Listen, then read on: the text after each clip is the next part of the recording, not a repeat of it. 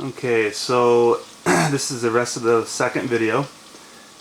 Alright, so what we do is, these are all the ingredients. I'm going to kind of go over them with you. Parmesan cheese, kosher salt. This is like a dill cucumber mix. I usually use 5 cheese blend in order to make this, but it's kind of the same concept. You need something with flavor, and that's a binder that'll keep the risotto together. That is the type of rice that I use for the risotto. We're going to be using a splash of Malbec for the mushrooms, onion and garlic for the chicken, and that's just the kosher salt in the background. Now, this right here is the first pot. I know it's hard to see. It's actually the vegetable broth that I'm making. It's I talked about it a little bit in the first video. The second one is actually the mushrooms, and those have been reducing for probably, I would say, about 20 minutes now. And in the other pan is olive oil. It's just at like a 3 on your stove. You don't want to overheat the oil, because when you first put the risotto in, you just want to brown it just a little bit, and I'm going to show you that in just a second.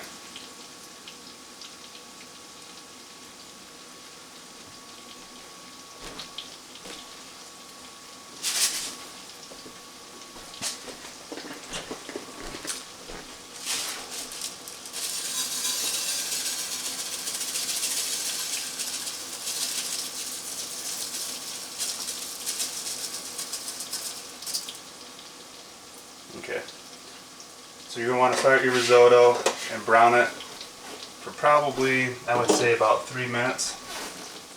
Just going to stir it occasionally.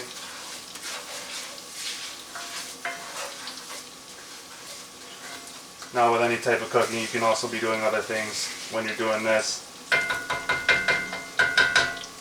In this back section is the mushrooms. I'm just going to take some of this Malbec. Gonna give her a nice little splash. It's gonna add a bunch of flavor to your risotto.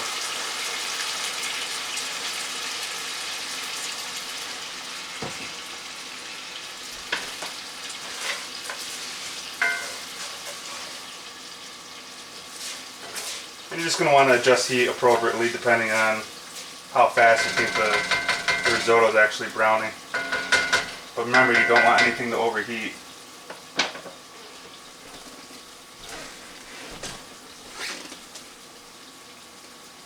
And over here to my right,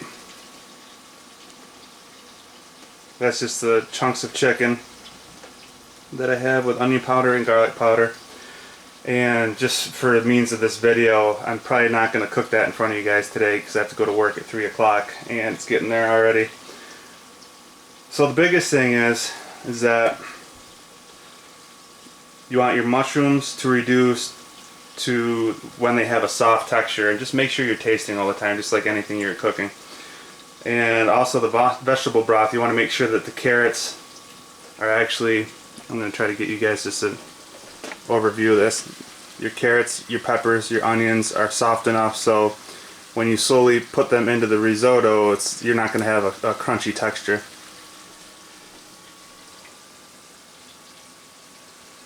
Sorry for the movement. This is like probably my 3rd time using this tripod that I just bought.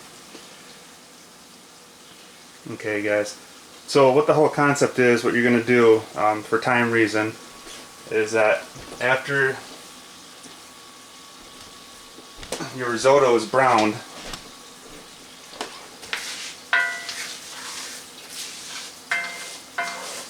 which you see it's starting to do it right now. I might actually have time to do this video.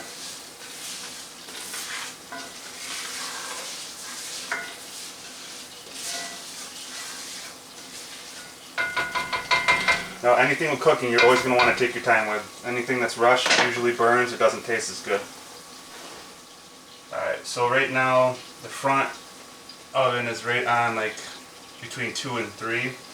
And the rear, I'm going to just reduce that to about a 2 now, because the mushrooms are getting nice coating on it from both the garlic and also the red wine that I used.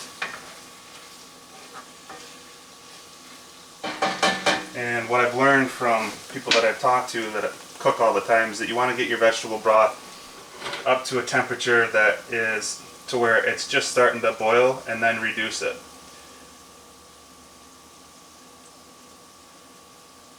And then you're just going to take a spoonful in your risotto.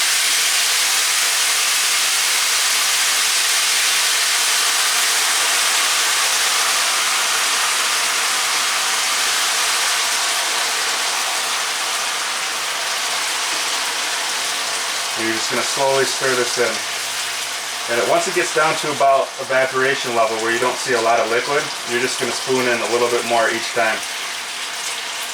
I like using the vegetable broths from the store, but I mean, if you can be self-sustainable, you might as well just do it yourself. It takes a little bit more time, but as far as how the food comes out, in my opinion, it's a lot better.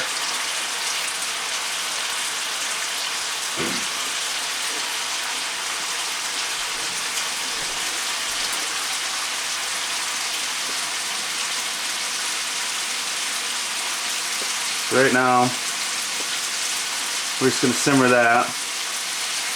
And like I said, take your time with this. This is not a rush job. I might not be able to show you this whole video because either I'm going to run out of camera space. I try to delete some videos. But all you're going to do is you're going to keep on working the vegetable broth in until your risotto has just a nice chewy texture to it. And right before it's done, you're going to go ahead and turn your temperature probably down to like a 3 or a 4 on your cast iron. And then you're going to slowly put in whatever cheese you have, like this, your Parmesan. And you're just going to slowly stir that. And just like I said, make sure that it's on a low temperature because everything kind of pushes away from itself when you cook things on too high of a temperature. And then when the risotto's done with all your milk ingredients, you're going to cool it down. You're going to get a nice browning on your chicken and just add that and stir it. And it's a great meal that'll feed probably, I would say, 4 or 5 people depending on how much risotto and chicken you have. Alright, hope you guys like this. Thanks.